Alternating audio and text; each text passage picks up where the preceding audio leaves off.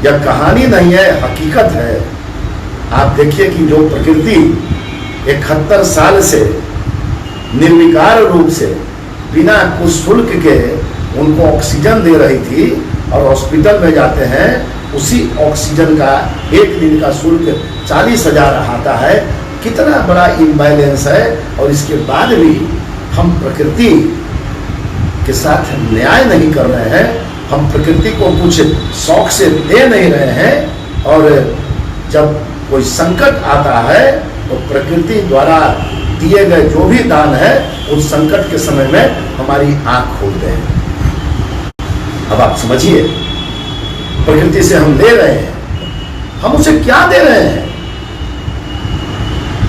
और इसी बातों को पूरे विश्व में यदि आज के दिन में कोई नेता हुए तो मानवर नीतीश कुमार जी हुए। और मानवर नीतीश कुमार जी इन बातों से भली भांति परिचित होने के बाद प्रकृति के खिलाफ जंग की जगह प्रकृति को संसाधनों से युक्त करने का बीड़ा यदि किसी ने उठाया तो हमारे नेता मानवर नीतीश कुमार जी ने उठाया। पुनः इन बातों को याद कीजिए कि प्रकृति के साथ जंग नहीं करने का, प्रकृति को संसाधनों से युक्त करने का यदि किसी ने बीड़ा उठाया, हमारे नेता मानवर नीतीश कुमार जी ने उठाया। और यहीं से जल जीवन और हरियाली कंसेप्ट, हरियाली अभियान की शुरुआत होती है। आप सोच रहे होंगे इससे युवाओं को क्या फायदा होगा, युवा पीढ़ी को क्या फायदा होगा।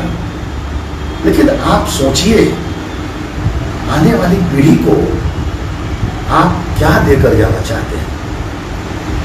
अपने आने वाली पीढ़ी को आप कार्बन डाइऑक्साइड से भरा एवं जल स्रोतों से विहीन या फिर हरा भरा कल आप क्या देना चाहते हैं अपने आने वाली पीढ़ी को। क्या कार्बन डाइऑक्साइड से भरा माहौल और जल स्रोतों से विहीन स्थान, या फिर आप हरा भरा कल, ग्रीनरी इन फ्यूचर देना चाहते हैं। और मैं दावा करता हूं, छात्र जनता दल यूनाइटेड के कार्यकर्ता, बिहार के युवा यदि ठान लें यह कोई मुश्किल कार्य नहीं है। माननीय मुख्यमंत्री जी का भरोसा इस युवाओं और छात्रों से भरपूर इस बिहार की आबादी पर है। और आपको पता है कि Bihar is a youthful state. 60% मतदाता बिहार में छात्र और युवा हैं। और माननीय मुख्यमंत्री जी का भरोसा इस नई पीढ़ी पर है। और यह नई पीढ़ी जानती है कि बेहतर कल का निर्माण किस प्रकार से किया जा सकता है। इसलिए प्रिय मित्रों, आज इस ट्यूसडे टॉक के अंतर्गत जल जीवन हरियाली विषय पर हम जो इस कार्यक्रम का समारोह कर रहे हैं, तो हम सबको मिलकर बिहार को हरा भरा और जल स्रोतों से भरपूर प्रदेश के निर्माण में अपनी भूमिका निभानी होगी। मित्रों, हमें अपनी जिम्मेवारियों को समझना पड़ेगा और प्रदेश के तमाम लोगों को समझना भी है। इसके बाद ही पर्यावरण संरक्षण जैसे बड़े लक्ष्य को हम हासिल कर सकते हैं। आप देखिए, हमारे माननीय मुख्यमंत्री जी के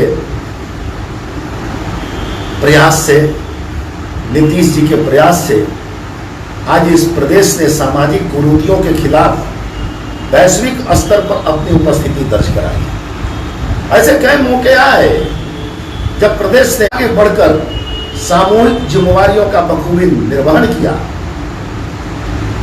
आज जब बंदी की घोषणा हो, दहेज प्रथा का विरोध हो गया, बाल विवाह का विरोध हो गया, तो प्रदेशवासियों को पुनः एक बार वही संकल्प दोहराना पड़ेगा कि हमें जल जीवन हरियाली अपनाना पड़ेगा।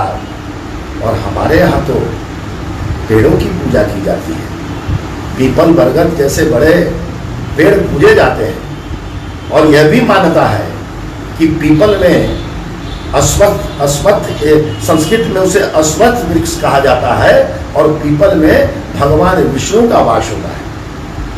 वन हमारे जीवन के अभिन्न हिस्से हैं और इसकी रक्षा करना हमारा दायित्व है।